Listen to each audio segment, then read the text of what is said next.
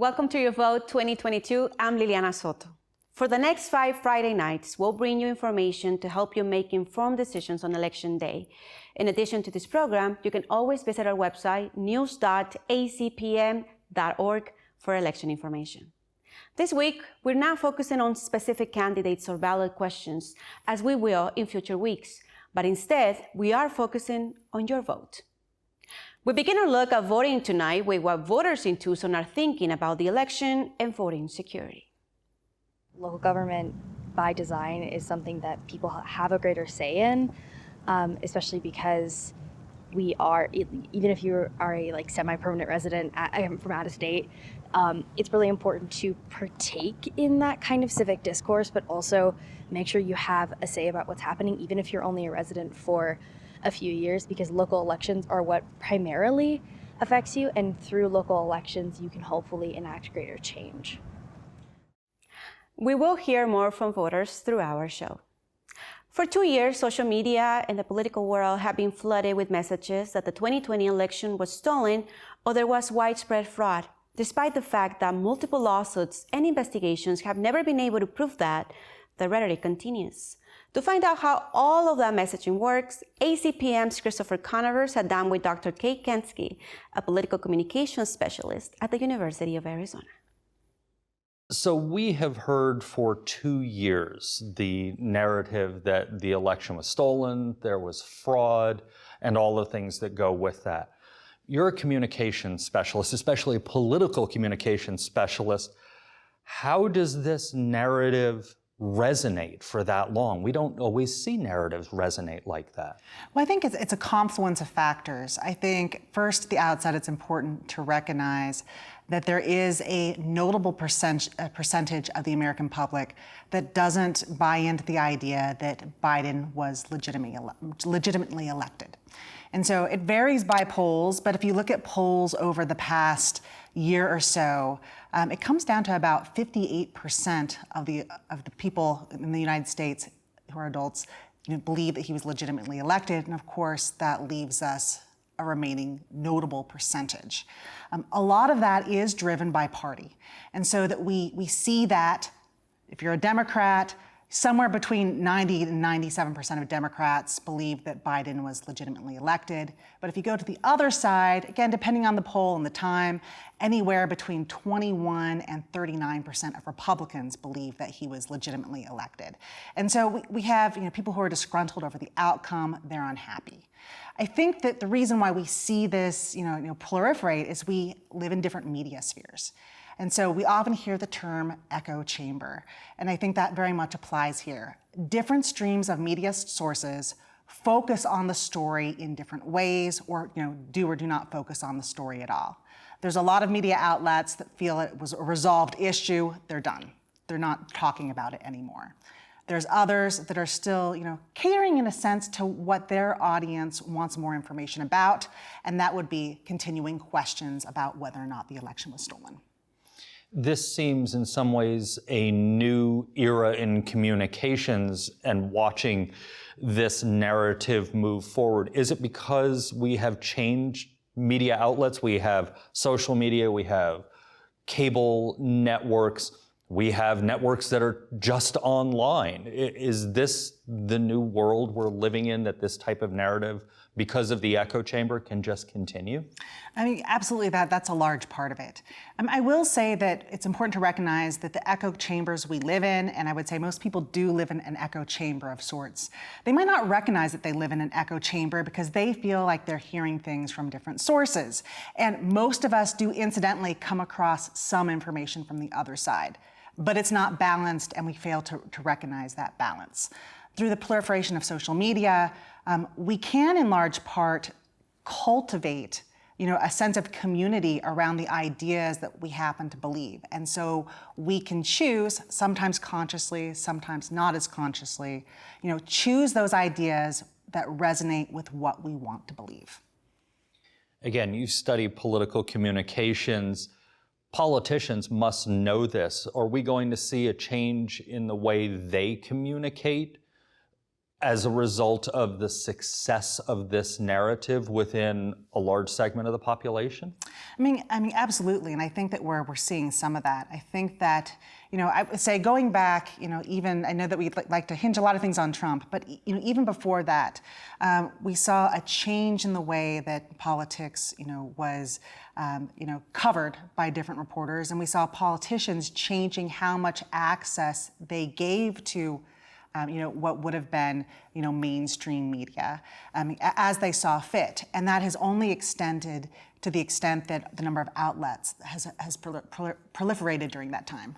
Sure, we saw when President Obama was elected, everybody heralded him as the first social media president. His campaign was the one, based on timing, that really used social media successfully for the first time.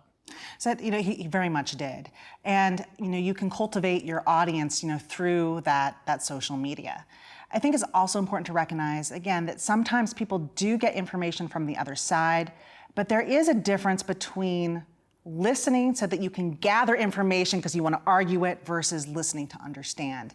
And a lot of times I think that listening to understand is often missing from, people across the political spectrum. For politicians or professional communicators who want to either break this narrative or whatever the next narrative is that comes up, because of the echo chambers, can narratives be broken now? I think that still remains to be seen. I think that what's impressive, and not necessarily a positive way, about the current situation is that we've had congressional hearings on the topic. Those hearings garnered about 18 million viewers. Listening to them consistently about January 6th and what that meant, and yet we still have a very strong narrative. One of the powers that media have is to prime certain issues over others. And so sometimes they shape the way we act and the way we decide to vote, not by telling us something that we don't adopt, but by focusing on certain issues over others. And in this case, it's really hard to break a narrative when there's an audience that wants to hear about it, because media are financially driven, right? And it's hard to break that. So they cover it, and it makes it really hard to respond. The other thing I should add is that a lot of people have a hard time distinguishing between facts and opinions. And we do try to teach this in our education system. If you make a claim, that doesn't make the claim true. We need evidence behind it. But because we turn to different sources, what we consider evidence to believe or not believe those claims can be very different. You talk about teaching. Is there an age gap here? Those of us who have earned our gray hair versus the students here on the campus of the University of Arizona, do they get these facts differently, these different groups? I would say they do, but I would say the problem that we're facing really is more general. I think that there's a human proclivity to want to believe that which favors your side. There is a proclivity to want to discount the other side when it doesn't go your way. That's human. And so now we have a wide variety of media. We get to choose where we consume our information. There isn't that, the public square where we meet, where we can debate out facts together. And as a result, we're being, trained to basically stay in those echo chambers. All right, Dr. Kate Kenski, thanks for spending some time with us. Thank you. The results of the 2020 election are a topic that comes up often on the campaign trail this year. And that is most evident in the race for Arizona's Secretary of State, where a strong election denier is taking on the person who oversaw elections in a county that's been central to claims that the election is rigged. Arizona Public Media checked the claims of the Republican candidate for this race in this fact check from Arizona Public Media's Steve Jess. Do you find it kind of odd that the Democrats aren't doing the happy dance over winning? Well, when you steal something, that's not really a win. That's a fraud. Mark Fincham has been a supporter of claims that the 2020 election was rigged and that former President Donald Trump was the rightful winner since the early days of that conspiracy theory. Fincham spoke at a Stop the Steal rally the day before the January 6th insurrection and was present at the rally on the 6th, though there's no evidence to show that he entered the U.S. Capitol building. In his speech, Fincham said a full forensic audit was needed. At that point, 10 Arizona counties had hand-counted a sample of ballots to ensure tabulations by voting machines were accurate. State law allows for counties to authorize such audits at the request of local political parties.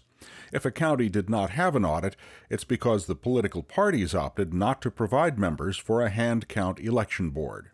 Then there was the audit ordered by the Arizona Senate and completed by Cyber Ninjas, an online security firm with no election audit experience.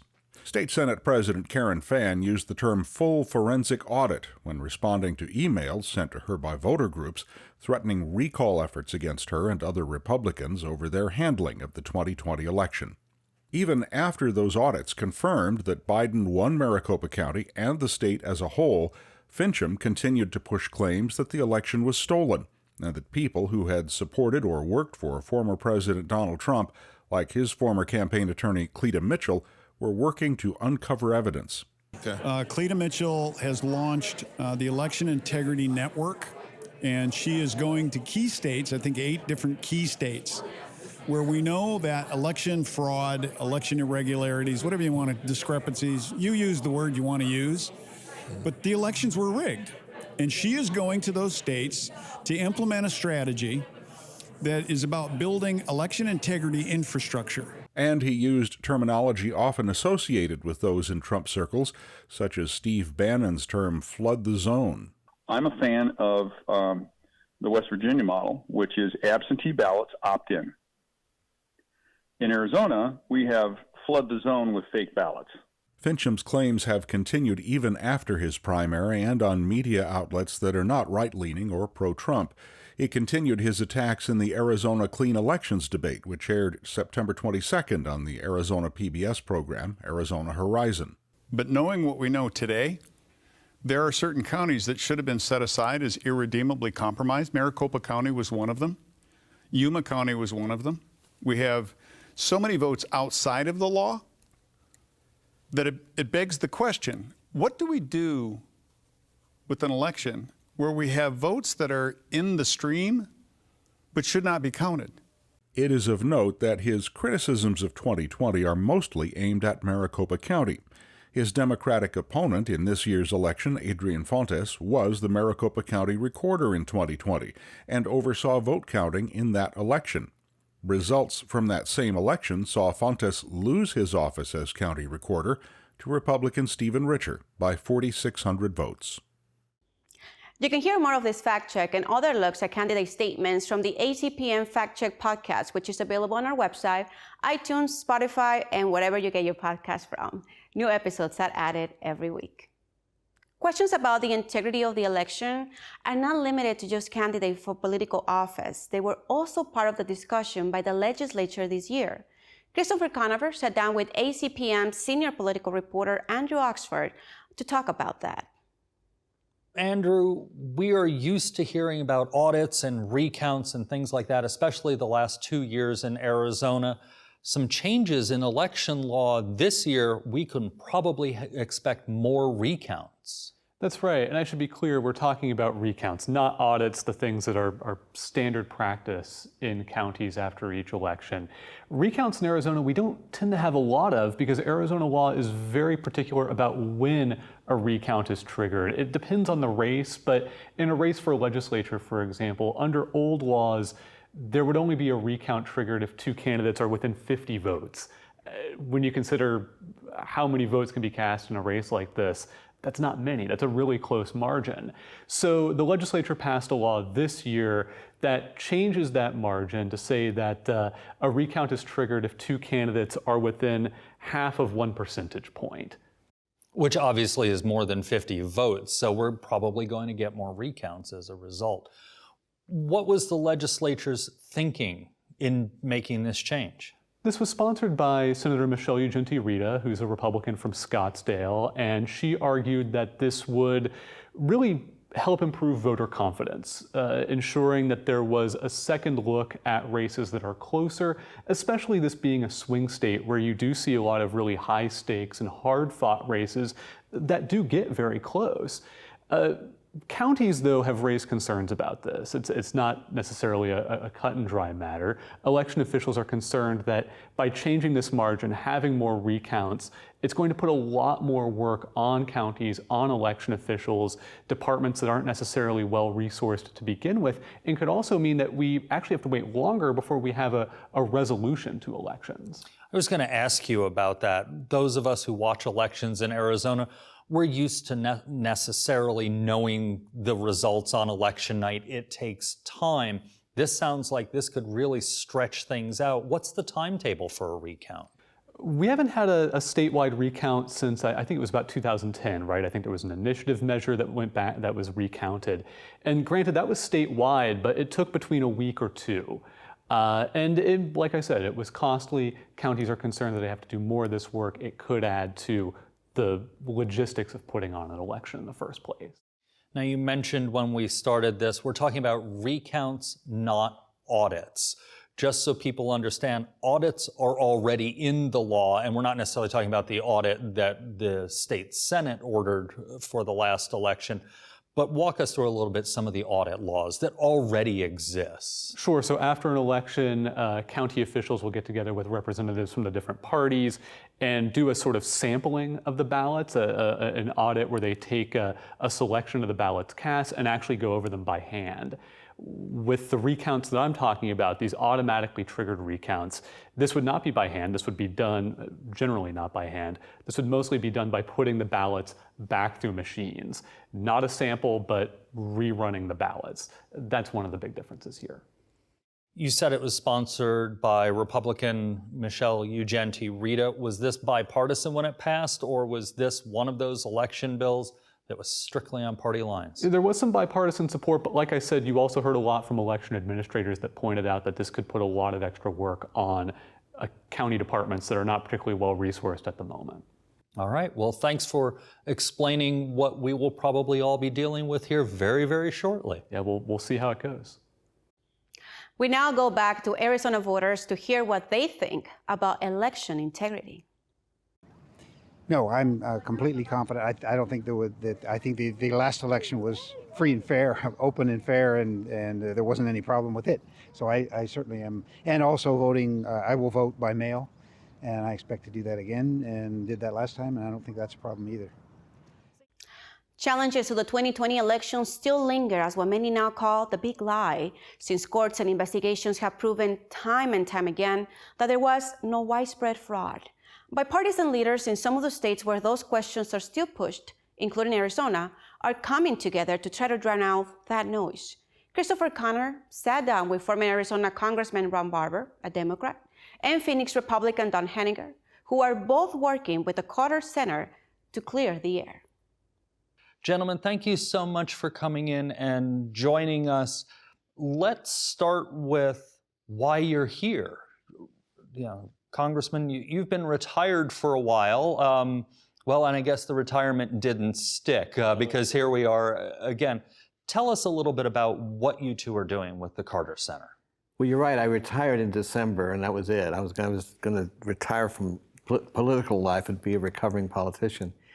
But then I got a call from the Carter Center in Georgia, Jimmy Carter's foundation, and they asked if I would head up, along with a Republican colleague, an effort in Arizona, initiative in Arizona actually, that's in 4 states, Arizona, Georgia, Florida, and North Carolina. And the whole purpose is to put out accurate information, facts, that will push back on disinformation, misinformation, and outright lies about the election process. We're also very concerned about threats of violence and actual violence. We saw that in 2020. And we know that extremist groups are gearing up to do that in 2022. So our goal is to, with help of a lot of people in our network, to defend the accuracy, transparency, and safety of our election process. And also with help from, particularly from the religious community, faith leaders, to push back on political violence. Don, why get involved in this? You're a Republican. You've had a notable career in Phoenix. A lot of people up there know you.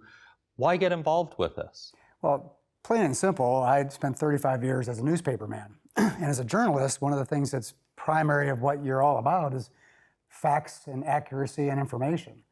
I'm also a community guy. I've been involved in our community for a long time, so I care about our community. So those two things combined, when I heard about the Carter Center opening and had a chance to talk to them about that, I said, this is right up my wheelhouse. As a journalist, as a community concerned person, this is exactly the kind of work that I'd like to do. Now, I wasn't quite retired. I was retired from the newspaper business, but wasn't quite retired from life in Phoenix. But this was an initiative. As soon as I saw the opportunity for it, I said, I need to do this. So how do you two combat this narrative that the election was stolen, that there was widespread fraud, and all the things we've been hearing for 2 years? Well, first of all, a lot of that is just plain nonsense. And what we've done, and with Don working the northern part of our state and me working the southern part, is recruit people across the political spectrum. We have political operatives, candidates, former elected officials across the range of political points of view. We have religious and faith leaders, which is an incredibly incredible group. We have business leaders, and we have people representing community nonprofits that are involved with planning and developing in our state. These are all now members of our network. We call it the Arizona Democracy Resilience Network. And they are helping us reach out to people in their networks to promote what we're trying to do, which is accuracy around the polling, pushing back on misinformation, as I said, making sure that the voices of the local elected officials are heard because they are credible people too, and to make sure that we do everything we can to prevent political violence. We've seen a lot of chatter on the internet amongst extremist groups in Arizona who are ready to rock and roll if certain candidates lose. And it's their right to protest, but it's not their right to commit acts of violence or threats of violence, which they did in 2020. We need trusted messengers from all walks of life, and that's what we're building together. We probably have 150 people now of influence in our network, including a lot of faith leaders. And we need people who are willing to accept what the facts are and then within their own spheres of influence, be able to take this message forward, and so we can tell people what's really going on. You both have mentioned faith leaders. Not necessarily a group we always hear about in politics. Why the emphasis on faith leaders? Who is a more trusted messenger than your faith leader? If you're in a congregation or a temple or whatever, who do you really turn to for information? What we've discovered in building this faith network is the appetite amongst faith leaders for our cause is amazing. They really believe in what we're talking about because they realize that our democracy is in danger. And the bedrock of our communities are at stake here. And so they've been surprisingly, I thought they would be receptive, but they've been surprisingly receptive. They've helped us to deliver a faith statement that we aim to make public, maybe have a press conference and certainly get that out to the media that's coming from them about why this effort that we're putting forth is important. Yeah, faith leaders really do have credibility. And when we've done some polling and we've had focus groups, and what we've learned in those activities is that the message is important, but almost more important is the messenger. If the messenger is someone you trust, is credible, then you're more likely to accept what they have to say. And in addition to all of this, we have developed 5 principles that we hope candidates will be guided by in their election campaigns. And that's part of what we're trying to get out is we believe these things are necessary to restore our democratic norms because they've been shredded. People, lots of people, not a majority, but lots of people don't trust the election process anymore because it's been so discredited by lies and outright, misinformation. So what we're trying to do is say these 5 principles should guide you, and we want to make sure we have a lot of people endorsing those principles in all 4 states. So what are the 5 principles? Well, I've got them in front of me. I want to make sure I got them right. The first is an honest process, which means we want candidates to cooperate with election officials, to adhere to the rules and regulations and refrain from knowingly propagating false information. We want a civil campaign, and this is something that I've been interested in forever. When I ran for office, when Gabby ran for office, we said that civility is a key foundation of what we're all about, and to conduct yourself in a civil manner, which means you don't threaten and harass, and we've seen harassment, particularly of election workers. Secure voting, people say voting's not secure. Arizona's been using mail-in ballots for at least 3 decades. And now about 85% of Arizonans vote that way. And people want to attack that system, which is really convenient and easy, particularly for people who are limited in their transportation abilities and all that. We want to make sure that that's supported. Fair oversight, we want parties to train poll workers to be fair and nonpartisan. And lastly, and this is the one that I think is probably the most critical of all, and that is we want trusted outcomes. So when a candidate gets to the end of the road and the election is called, if they disagree with the call, they're entitled to litigate, to go through a recount process if it's available. And then once that's over, the election is won or lost, and you're supposed to accept the outcome. And that's what happened in your last election. It did was in 2014. 130 votes, I think? It was 163 votes. Initially, my opponent was ahead of me on election night, and that required an automatic recount. And we had attorneys who came in to help us make sure it was done properly. And at the end, she actually gained 3 or 4 points, so 3 or 4 votes. So with 167, I lost in the end, out of about 250,000 votes. It was sad and disappointing, but to my way of thinking, you lose, and you say it. So I called up my opponent, Arthur McSally, and I said, congratulations, I wish you all the best. That's what we want candidates to do. And because that has not been happening, we need to really push back in a significant way and say, saying you won rather, when you clearly lost is not okay. We've got to adhere to a system where the losers admit to losing and the winners accept their win. And consider the candidates that already are on the record of saying if they lose, it will be because of fraud. Yeah. And so they won't accept it. This is before the election. So that's already set up. Yeah.